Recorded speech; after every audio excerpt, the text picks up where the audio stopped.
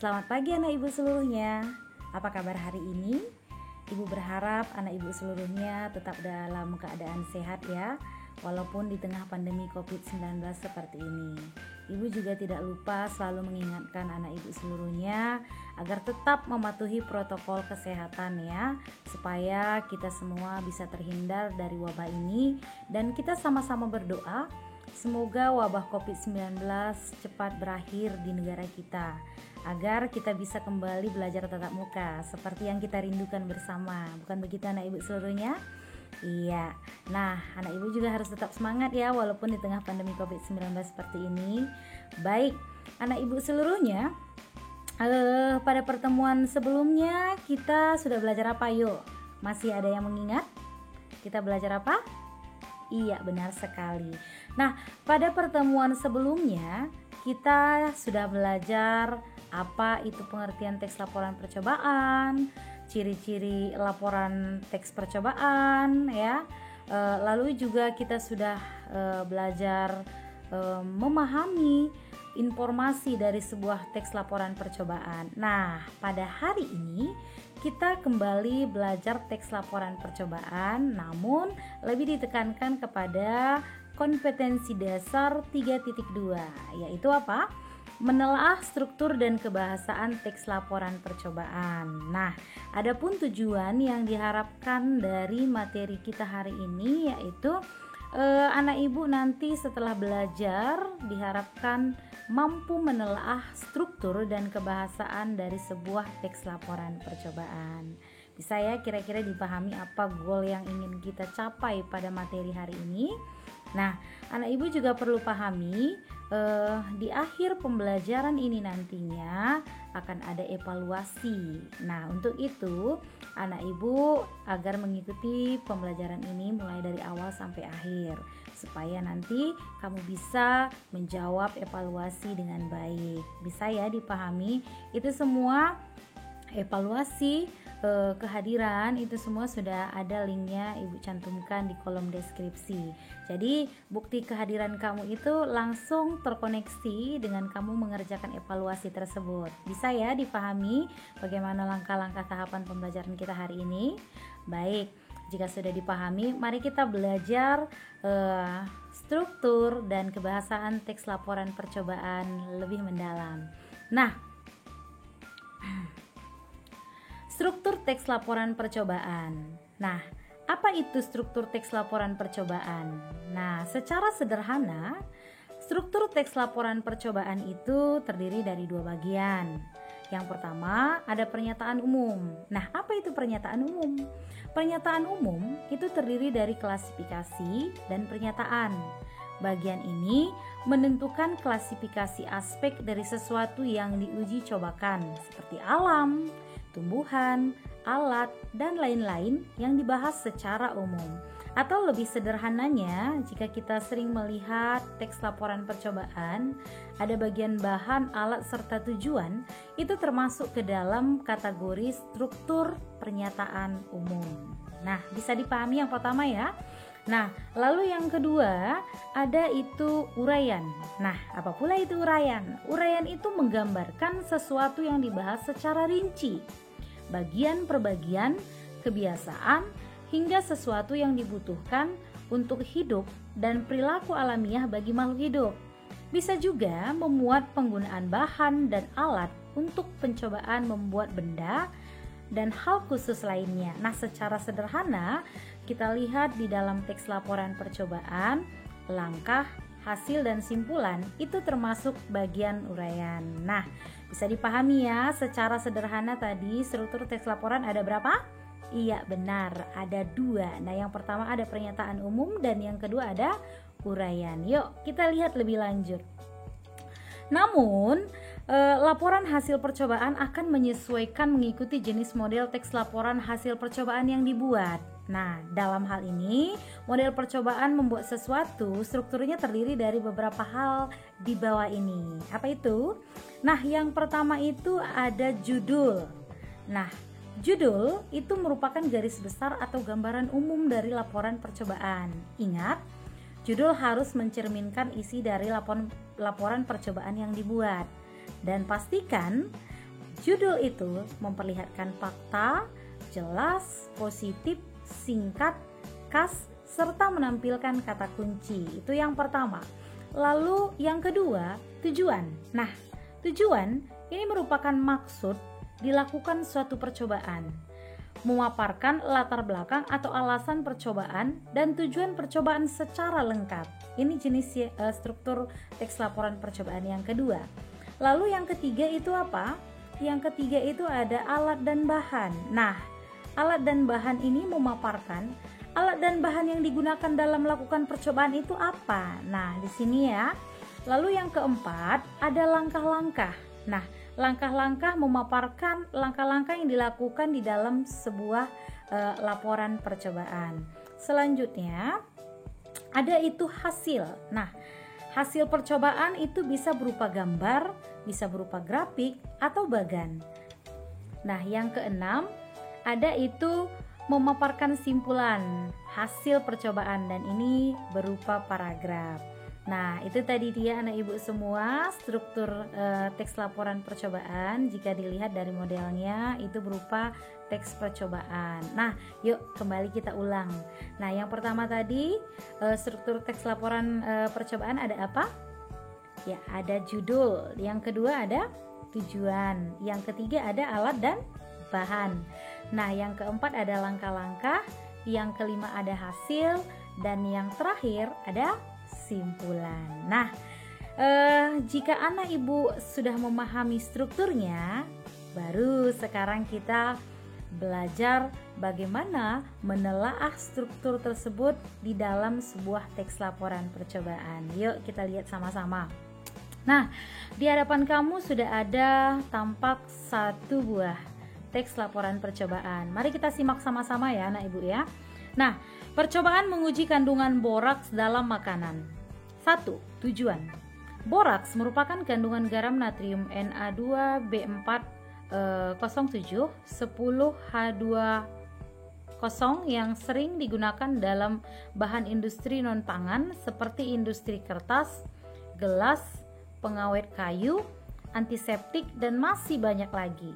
Borak termasuk bahan beracun dan sangat berbahaya bagi manusia jika dikonsumsi.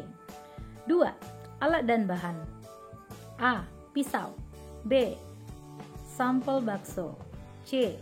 Pipet tetes. D. Air kunyit. E. Mie. F. Kerupuk. G. Boraks. Ketiga, langkah-langkah. Sebelum kita melakukan pengujian borak pada makanan, terlebih dahulu yang harus kita lakukan adalah membuat air kunyit. Lakukan langkah-langkah berikut ini. A. Bakso dilumatkan lalu diangin-anginkan sebentar. B. Kemudian tetesi bakso dengan air kunyit. Tunggu beberapa saat, kurang lebih 5 menit. Amatilah perubahan warnanya. Lakukan juga dengan cara yang sama terhadap makanan yang diduga mengandung boraks dan catatlah hasil pengamatan. 5. Hasil. Terjadi perubahan warna pada bahan makanan menjadi merah kecoklatan. 5. Simpulan. Bahan makanan jika ditetesi dengan air kunyit akan mengalami perubahan warna menjadi merah kecoklatan. Itu menandakan bahan makanan tersebut mengandung boraks. Mengapa makanan tersebut berubah warna merah kecoklatan? Hal itu dikarenakan kunyit mengandung kurkumin, sedangkan boraks mempunyai sifat basa yang efeknya jika boraks kita campur dengan kurkumin, maka akan menghasilkan senyawa baru yang biasa disebut dengan borokurkumin yang mempunyai warna merah kecoklatan. Nah, kita sudah menyimak bersama-sama satu contoh teks laporan percobaan. Nah, mari sekarang kita analisis, kita telaah struktur teks laporan percobaan yang terdapat di dalam teks tersebut. Yuk, kita lihat sama-sama yuk. Nah, yang pertama tadi ada apa, Nak? Ada apa tadi yang kamu temukan? Yuk, kita lihat sama-sama. Iya, yang pertama ini ada judul ya. Yang pertama kita temukan di sini ada judul, percobaan menguji kandungan boraks dalam makanan. Nah, yang kedua ada ada tujuan.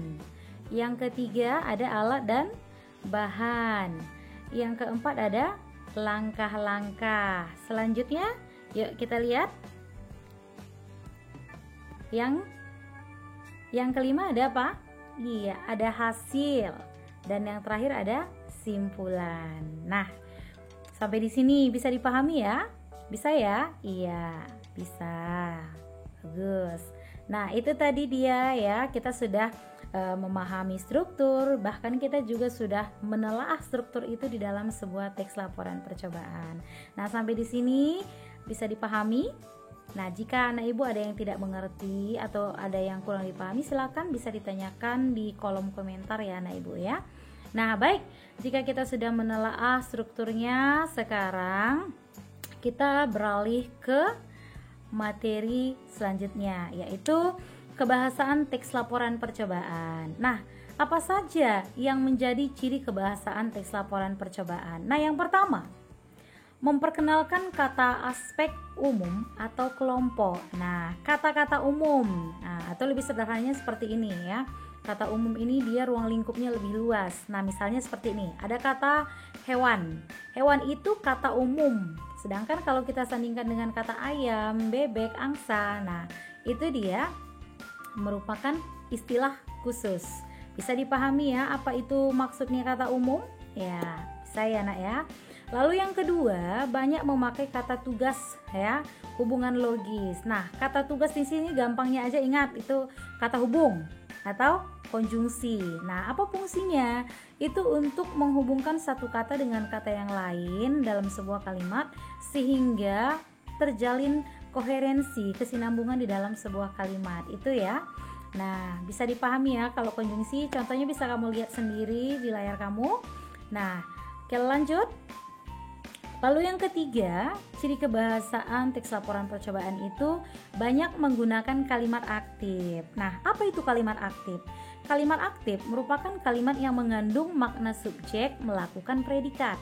Nah, kalimat aktif merupakan kalimat yang subjeknya aktif melakukan kegiatan atau aktivitas. Nah, berarti subjeknya di sini melakukan aktivitas. Ingat ya itu ya, melakukan aktivitas. Nah, atau kalimat yang subjeknya melakukan pekerjaan atau melakukan perbuatan.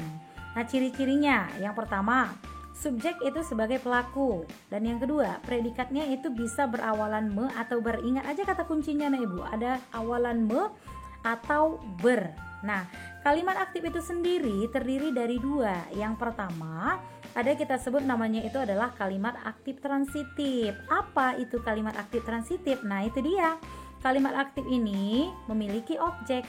Itu disebut dengan aktif transitif. Coba kamu perhatikan contohnya ya. Saya menendang bola. Nah, dalam hal ini saya menduduki jabatan subjek, menendang menduduki jabatan predikat, dan bola di sini menduduki jabatan objek. Nah, kamu perhatikan saya itu sebagai subjek. Nah, subjek di sini aktif. Aktif apa? Melakukan aktivitas, melakukan kegiatan. Kegiatan yang dilakukan apa? Yaitu menendang. Nah, dan ada objek yang dikenai. Apa itu? Bola. Nah, bisa ya dipahami ya apa itu kalimat aktif. Ingat, kalimat aktif itu berarti subjeknya melakukan pekerjaan, dan kamu lihat di sini predikatnya tadi berawalan apa? Nah, berawalan me. Itu dia aktif transitif. Lalu yang kedua, ada kalimat aktif intransitif. Nah, kalimat aktif intransitif itu tidak memiliki objek. Nah, ciri-ciri gampangnya supaya gampang mengingatnya, ingat aja. Kalau dia berupa kata dasar atau berawalan ber, dia tidak akan ada diikuti oleh objek. Nah, nggak bisa dipasifkan gitu. Itu dia berarti bukan kalimat aktif. Nah, berbeda kalau misalnya kalimat aktif yang bisa dipasifkan, itu pasti ada objeknya. Sebagai contoh tadi ya, saya menendang bola. Bola ditendang saya. Bisa ya seperti itu. Lain kalau misalnya ini Roni berenang. Nah, kan dia tidak memiliki objek, dan ingat aja kata kuncinya ada predikatnya berawalan ber. Kalau ber dia berarti intransitif, kalau me dia itu dia transitif. Bisa ya dipahami sampai di sini? Iya. Nah, kita lanjut. Lalu ciri kebahasaan yang keempat yaitu menggunakan kata kerja aktif. Nah, kata kerja aktif atau perba adalah jenis kata yang menyatakan suatu pekerjaan yang dilakukan oleh seseorang kata kerja menurut subjeknya dibagi menjadi dua, yaitu verba aktif dan verba pasif. Nah, dalam hal ini yang digunakan di dalam teks laporan percobaan itu adalah kata kerja aktif. Nah, bagaimana mengenal kata kerja aktif? Gampang anak ibu. Nah, rumusnya, ada rumus untuk memudahkan anak ibu seluruhnya menemukan apakah itu termasuk kata kerja aktif atau tidak, dengan titik-titik ditambah kata sifat. Nah, itu dia yang merupakan titik-titik itu jika bisa disandingkan dengan kata dengan dan kata sifat, berarti itu merupakan kata kerja. Nah, sebagai contoh, ada kata makan. Nah, apakah termasuk kata kerja atau tidak? Langsung aja kamu masukkan ke rumus, makan dengan lahap. Berarti kata makan di situ termasuk kata kerja. Nah, sekarang ibu tanya, kalau misalnya kata makanan, tadi kata makan, ini sekarang kata makanan. Nah, apakah kata makanan itu termasuk kata kerja? Makanan dengan, nggak bisa ya, berarti itu dia bukan termasuk kata kerja. Bisa ya? Nah, itu dia ya. Oke, kita lanjut. Lalu selanjutnya, ciri kebahasaan teks laporan percobaan itu ada lebih banyak menggunakan kata benda dibandingkan kata ganti orang. Nah, apa itu kata benda? Nah, kata benda atau nomina adalah kata yang menyatakan segala sesuatu yang dibendakan. Contoh, kata benda biasanya dapat berfungsi sebagai subjek atau objek dari klausa. Nah, ciri-ciri kata benda adalah semua kata yang dapat diterangkan atau diperluas dengan rumus. Nah, ada juga rumus memudahkan anak ibu menemukan kata benda. Titik-titik ditambah ya, titik-titik ditambah kata yang ditambah kata sifat ya. Ini dia rumusnya anak ibu. Nah, jadi titik-titik di sini ya, titik-titik di sini ya, jika bisa dia disandingkan dengan kata yang dan kata sifat, berarti itu kata benda. Nah, tadi kan kita buat contoh kata makanan. Nah, makanan. Nah, kata makanan ini termasuk kelas kata apa sih? Coba kita masukkan. Bisa nggak kita sandingkan dengan konjungsi yang dengan kata sifat? Makanan yang lezat. Ini berarti makanan di sini termasuk kata apa? Iya, termasuk kata benda ya. Iya, itu dia. Contoh lain, guru yang baik. Nah, seperti itu ya. Bisa ya? Bisa. Yuk kita lanjut lagi. Nah, selanjutnya anak ibu, ciri kebahasaan berikutnya itu adalah terdapat kalimat yang menjabarkan urutan kegiatan. Nah, misalnya terdapat di situ penggunaan konjungsi kemudian, lalu, selanjutnya, dan lain-lain. Nah, itu ya. Lalu yang ketujuh, menggunakan istilah teknis atau istilah bidang ilmu ya. Dan yang terakhir itu disertai diagram, foto, peta dan sebagainya. Nah, itulah 8 kebahasaan teks laporan percobaan. Nah, anak ibu semua, jika kita sudah memahami kebahasaan teks laporan percobaan, baru sekarang kita menelaah kebahasaan di dalam teks laporan percobaan. Yang mana itu terdapat kalimat yang menjabarkan urutan kegiatan, yang mana itu terdapat kata kerja aktif. Nah, mari kita lihat sama-sama berdasarkan contoh yang sudah kita simak bersama-sama di awal ya. Oke, nah ini tadi ya teks laporan percobaannya dengan judul percobaan menguji kandungan boraks dalam makanan. Nah, yuk kita telaah bersama-sama. Nah, anak ibu, tadi kita sudah membahas aspek kebahasaan teks laporan percobaan. Yang pertama tadi apa? Iya, memperkenalkan kata umum atau kelompok. Iya, itu bisa kita temukan pada kata makanan. Nah, kata makanan ini tadi terdapat di bagian judul dan langkah-langkah ya. Nah, bahan industri, bahan beracun itu terdapat pada bagian tujuan. Warna, bahan makanan itu juga kita bisa temukan pada bagian hasil dan simpulan ya. Nah, ini semua termasuk kata umum. Nah, sebagai contoh warna, itu kan nama umum dari misalnya hitam, putih, kuning. Nah, seperti itu. Nah, lalu yang kedua itu banyak memakai kata tugas hubungan logis terdapat pada bagian Ada di judul kita temukan kata dalam. Ada yang, dan, jika itu terdapat pada bagian tujuan ya. Lalu apalagi nak? Iya, ada itu konjungsi dan, itu terdapat di bagian alat dan bahan. Lalu apa lagi? Ada langkah-langkah ya. Kita temukan di situ kata tugasnya ada sebelum, pada, yang. Nah, di bagian hasil konjungsi yang kita temukan ada kata pada. Nah, di bagian simpulan kita menemukan kata tugasnya di situ ada jika ya. Ada jika, dengan, akan, sedangkan, yang, jika, maka, itu ya. Nah, lalu yang ketiga banyak menggunakan kalimat aktif. Nah, contoh pada bagian judul. Nah, nanti kamu bisa lihat kembali ya. Bisa lihat kembali, bandingkan ke contoh teks laporan percobaannya ya. Nah, di bagian judul itu ya, di bagian judul ya, ini anak ibu ya. Di bagian judul ini ada tadi termuat percobaan menguji kandungan boraks. Nah, dalam hal ini ya, percobaan menduduki jabatan sebagai subjek, menguji menduduki jabatan predikat, kandungan boraks di situ menduduki jabatan objek. Nah, itu ya.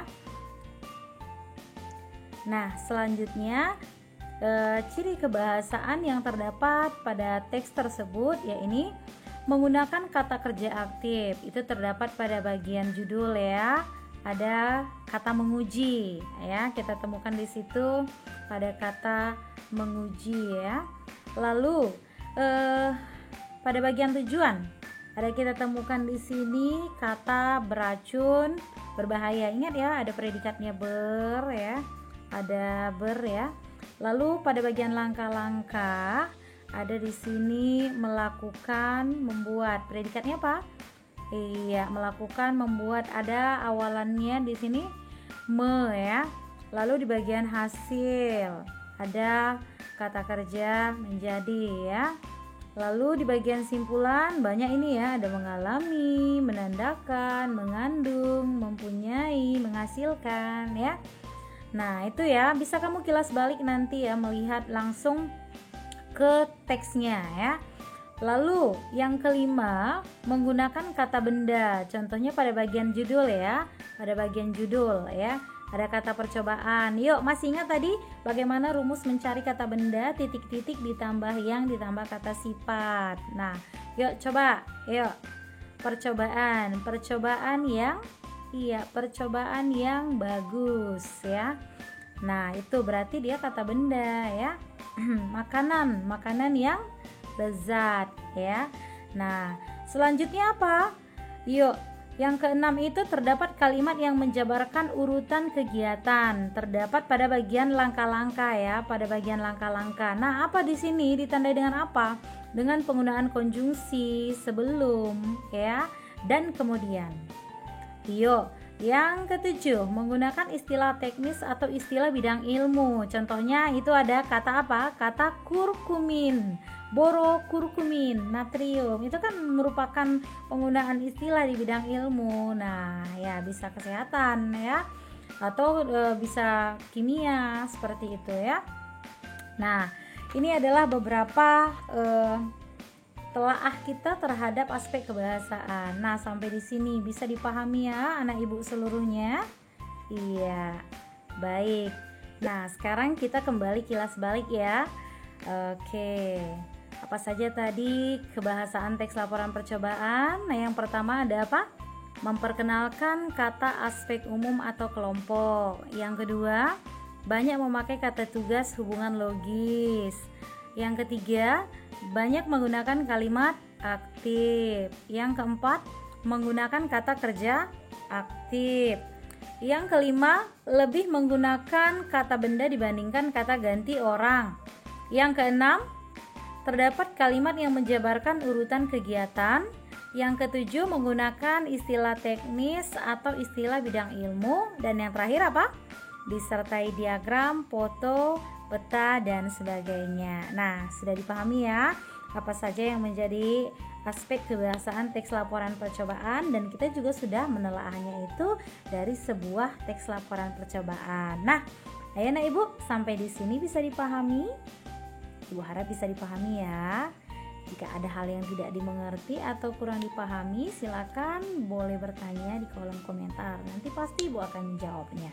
Nah, anak ibu semua, agar ibu bisa juga mengetahui bagaimana pemahaman kamu terhadap materi kita hari ini, di kolom deskripsi itu sudah ibu cantumkan link ya, evaluasi untuk laporan teks percobaan ini ya. Jadi anak ibu nanti kerjakan ya, itu sekaligus bukti kehadiran kamu. Namun sebelum itu mari kita membahas contoh soal terlebih dahulu ya. Oke, yuk kita bahas sama-sama ya. Nah, di hadapan kamu sudah tampak soal ya, bisa dilihat sama-sama ya. Kita kerjakan sama-sama. Nah, yuk yang pertama, teks yang memiliki struktur pernyataan umum dan aspek-aspek laporan adalah teks. Ayo, teks apa? Yuk. Iya, benar sekali. Yang A eksposisi, B laporan percobaan, C pidato persuasif, D deskripsi. Nah, jawabannya apa? Iya, laporan percobaan. Yang B ya. Nah, nomor 2, langkah-langkah kerja sistematis selama melakukan kegiatan percobaan terdapat pada bagian. Yuk, langkah-langkah. A. Alat dan bahan, B. Cara kerja, C. Kajian teori, D. Tujuan. Yuk, apa jawabannya? Iya, benar sekali ya, yang B. Lalu yang ketiga, berikut ini bagian yang tidak terdapat pada teks laporan percobaan adalah A. Tujuan, B. Argumentasi, C. Dasar teori, dan D. Pembahasan. Yuk, apa jawabannya? Iya, benar lagi. Ya, jawabannya itu adalah argumentasi. Nah, soal berikutnya, perhatikan urutan teks laporan percobaan berikut. 1. Tujuan, 2. Kajian teori, 3. Alat dan bahan, 4. Pembahasan, 5. Prosedur atau cara kerja, 6. Hasil pengamatan, dan 7. Simpulan. Urutan yang tepat, uraian di atas adalah, ayo, yang mana? Yang mana? Iya, apa jawabannya nak? Bisa dilihat ya langsung ya, dari 1 sampai 7 mana kira-kira yang pertama, ayo. Nah, yang pertama itu ada tujuan. Yang kedua, kajian teori. Nah, yang ketiga, ada alat dan bahan ya. Setelah ada alat dan bahan apa? Ayo. Oke. Apa lagi? Setelah ada alat dan bahan? Iya, ada prosedur cara kerja. Setelah itu ada hasil pengamatan. Setelah ada hasil pengamatan, dilakukan pembahasan, dan yang terakhir ada simpulan. Jawabannya apa? Iya, jawabannya adalah bola atau B ya. Nah, soal yang terakhir, perhatikan teks laporan percobaan berikut ini ya. 1. Venus adalah planet sistem tata surya kita. 2. Venus sama besarnya dengan bumi. 3. Venus adalah planet. 4. Warnanya oranye kekuningan dengan beberapa kehitaman.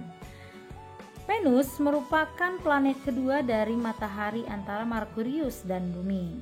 Di bawah ini yang bukan termasuk kosakata teknis atau istilah pada teks di atas adalah, yuk, mana yang tidak merupakan ya, termasuk kosakata teknis. Ada A. Planet, B. Matahari, C. Sistem tata surya, dan D. Oranye. Iya, jawabannya adalah oranye. Nah, bisa ya. Sampai di sini anak ibu. Nah, kita sudah belajar strukturnya, kita juga sudah menelaah struktur, kita sudah belajar apa itu kebahasaan teks laporan percobaan, kita juga sudah menelaah kebahasaan teks laporan percobaan. Nah, pada pertemuan selanjutnya, anak ibu, kita akan membuat atau menulis satu teks laporan percobaan dengan memperhatikan struktur dan aspek kebahasaannya yang sudah kita pelajari pada hari ini. Jadi dipersiapkan ya anak ibu ya, dipersiapkan dirinya, dan jangan lupa anak ibu ya, ingat ya, kerjakan tugasnya dan segera ya, karena ibu juga akan melihat siapa pengumpul yang paling cepat. Pasti Ibu berikan apresiasi ya. Baik anak Ibu semua, sudah kita pahami hari ini. Yuk, jadi ingat tadi kita sudah belajar apa? Iya, struktur. Kita juga sudah belajar aspek kebahasaan. Nah, baik, sampai di sini dulu pertemuan kita untuk hari ini. Sampai jumpa untuk pertemuan berikutnya. Tetap jaga kesehatan, tetap patuhi protokol kesehatan, jangan kendor ya. Selamat mengerjakan tugasnya, selamat mengerjakan evaluasinya. Sampai jumpa.